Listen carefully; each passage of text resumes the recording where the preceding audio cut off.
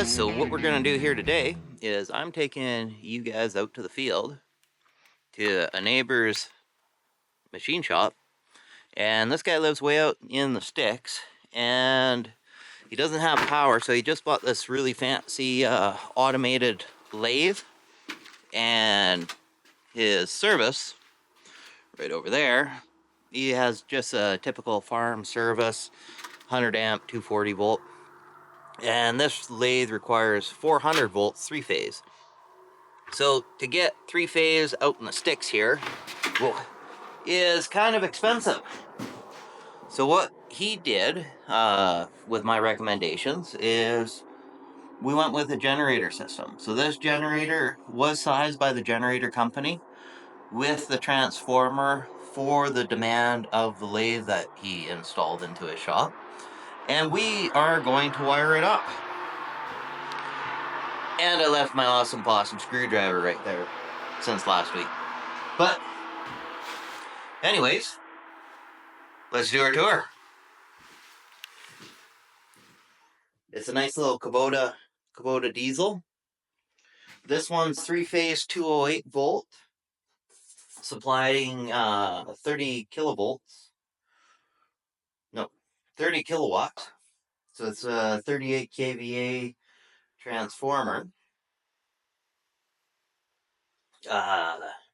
Bonded neutral. There's a transformer, so we're stepping this up. As you can see, I'll show you right here on the nameplate right here. We're going from a Delta 208 system to a Y 400 volt.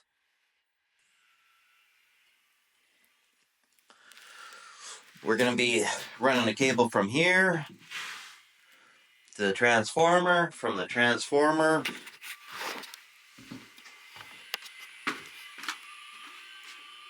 across there. We'll sling the wire across building to building. Derek is building a brace that the wire is going to hold on to. And yeah, let's go.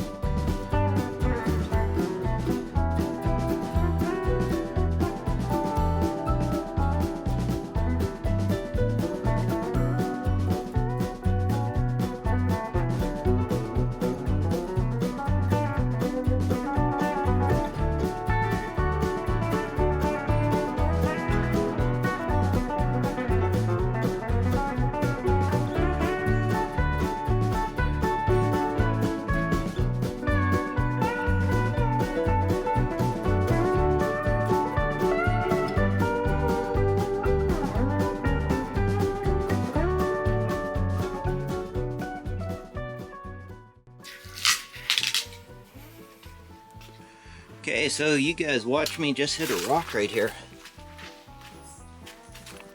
So, gotta cut her off, abandon that ground rod, and come back another day and pound in another one.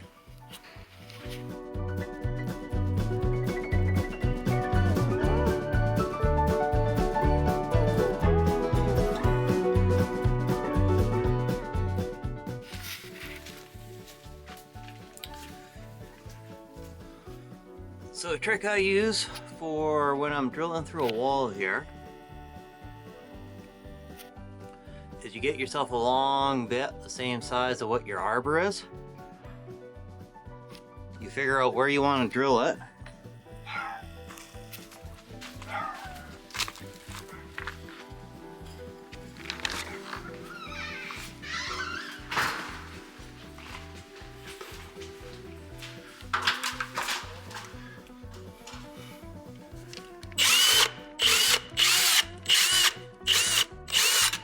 So then on both sides you have a nice little pilot hole to put your hole saw through, so your holes line up on either side of the wall.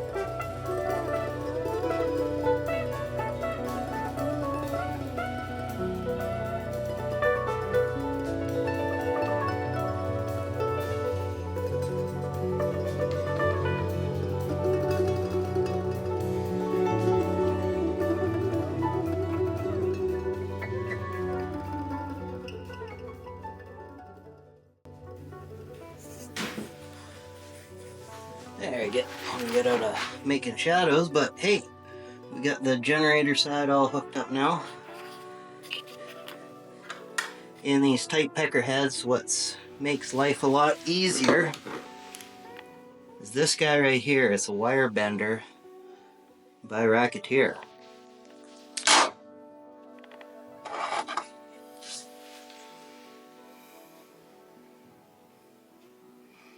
If you guys play with big cables, you want to get yourself one of these.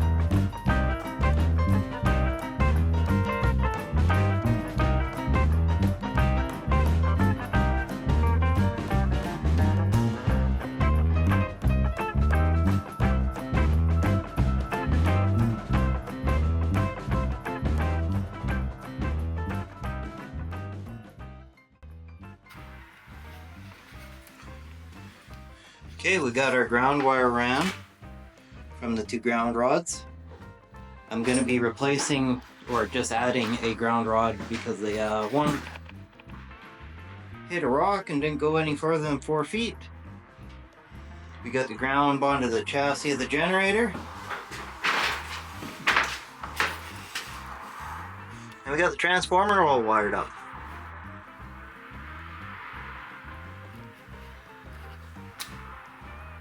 And it's a 3-phase transformer.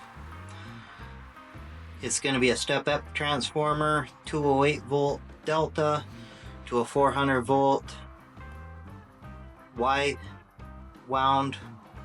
So it's a 208 delta to a 400 Y.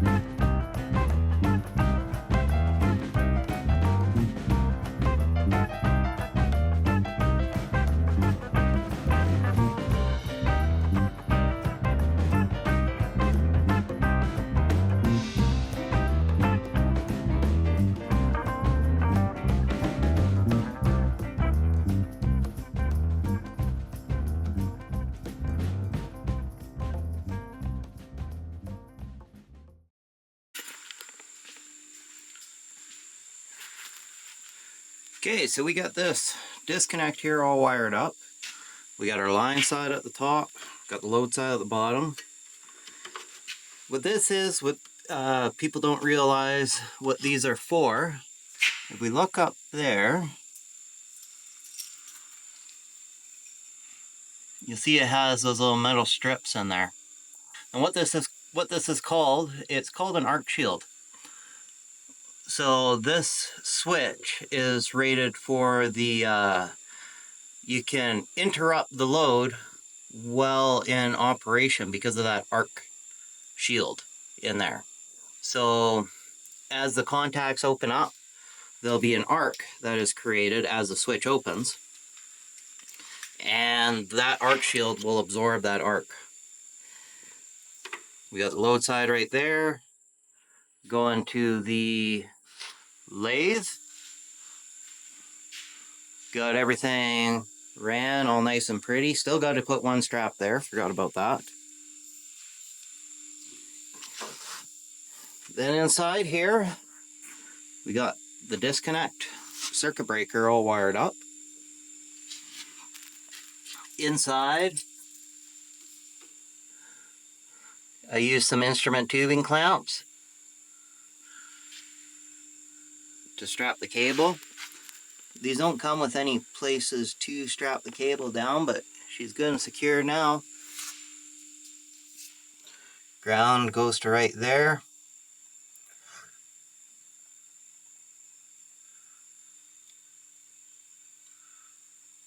So in North America, or Canada anyways, we call this a bonding conductor.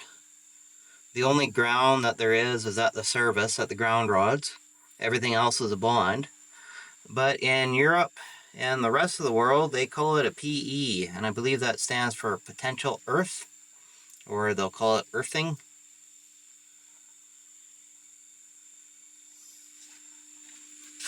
I crimped on some eyelets, put some heat shrink on there, made her look all pretty.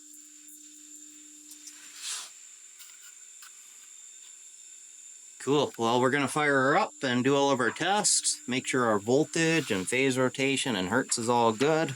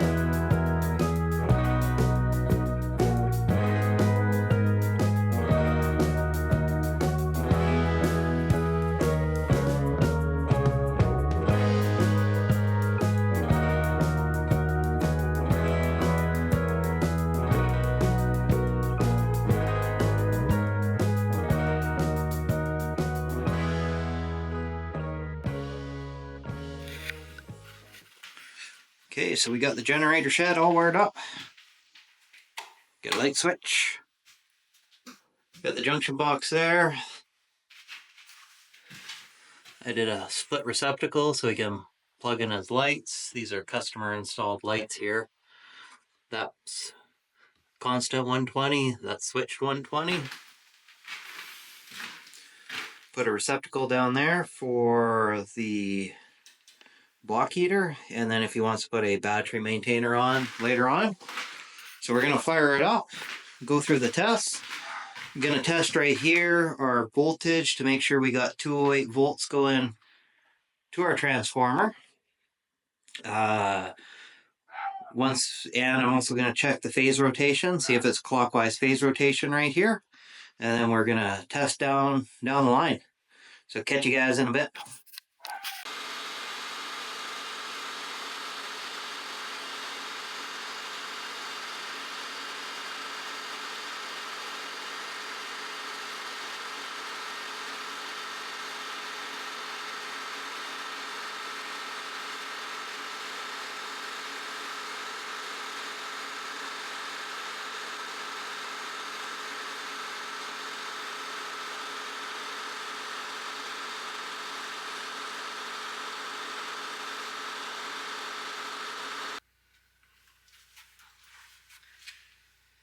Okay, so we metered out at the at the generator there, and we were at 208 volts. And we tested with the phase rotation meter that it was clockwise phase rotation. So this is our line side right here. It should be 400 volts. And just going to make sure the clock, or it's the same phase rotation and nothing got twisted around, and go down the line. Okay, we'll do voltage first here. There we go. Am I on the right setting? Yeah, I'm on the right setting.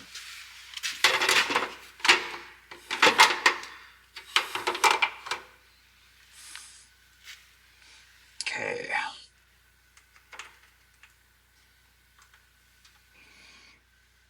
402, 403, 403. Let's see what we have to ground. 230, 230, 230. Perfect. And then our frequency.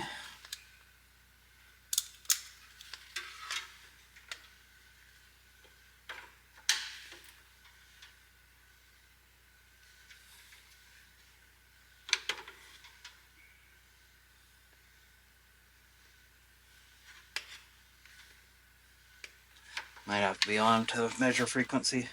Okay, now phase rotation. We got black, red, yellow is our line 1, 2, and 3.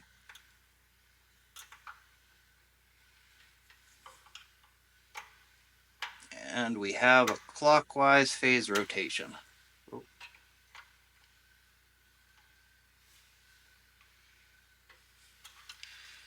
Perfect.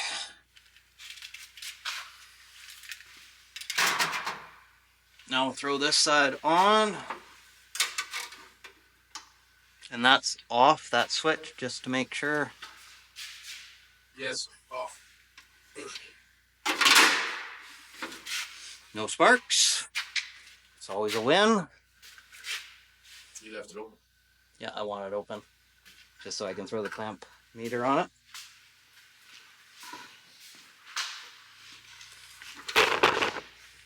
I'm just gonna go eyeball this way. Yeah, yeah.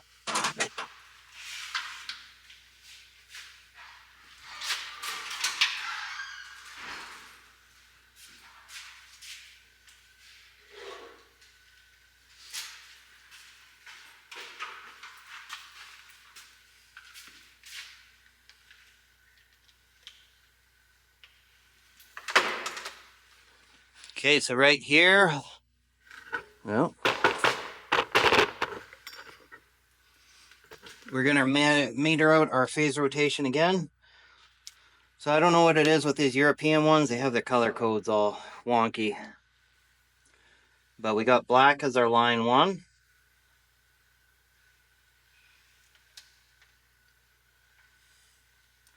Red as our line 2.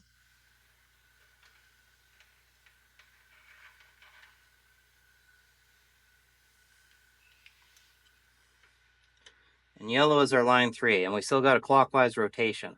So in the manual of this piece of equipment, it requires a clockwise rotation, and we got her. So let me know if any of you guys know, does a generator typically come from factory in a clockwise phase rotation? Nobody seems to be able to answer me this question, but I'd like to know that.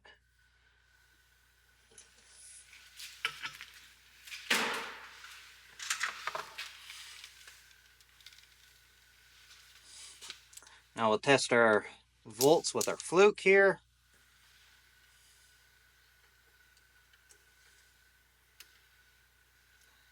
I got 403, 403, 402. Perfect.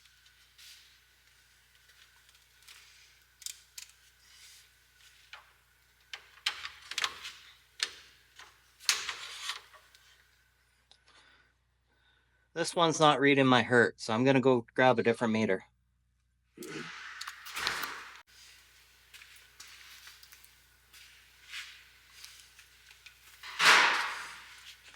So we're going to give it a try with this fluke here. Put it on to hertz.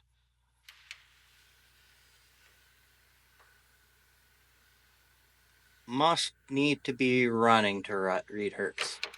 So that's what we'll do.